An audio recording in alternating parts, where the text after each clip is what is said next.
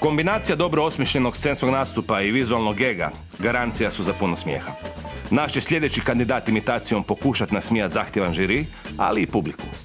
Ovako će se oblačiti naša reprezentacija ako se kvalificira. Moramo pokriti sponzora. Na svjetsko prvenstvo u Brazilu. Ti si nogometaš ili... Molim? Jesi ti nogometaš? Ne. Ja sam predstavi se. Domagoj Horvat, dolazim iz Zagreba, treniram rukomet, bavim se već tim 7 godina. A šta nam pokazuješ danas? Glumit ću Mr. Beana. Mr. Beana. Težak zadatak. Svaka čast na hrabrosti, to mi se već sviđa, izvoli. Hello.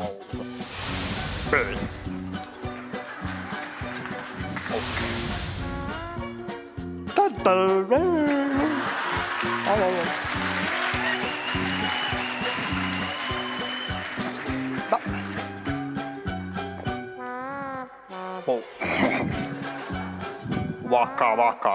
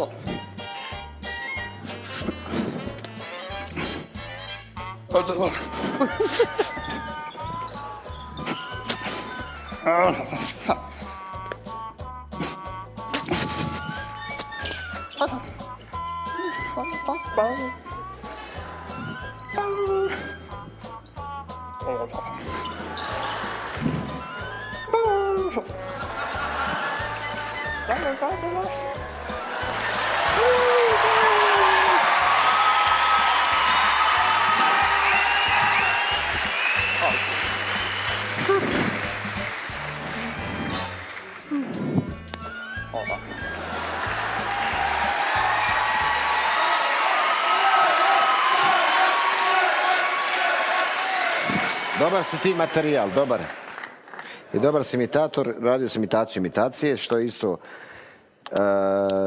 dobro. Tako da je jako lijepo što si zabavio publiku i nas sve i predivan si. Eto, hvala ti. Hvala. Dobro. Da. Da.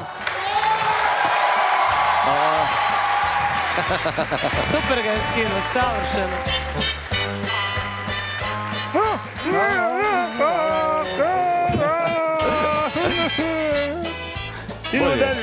Bolje od nas. Bolje od nas. Da, loši smo. Da.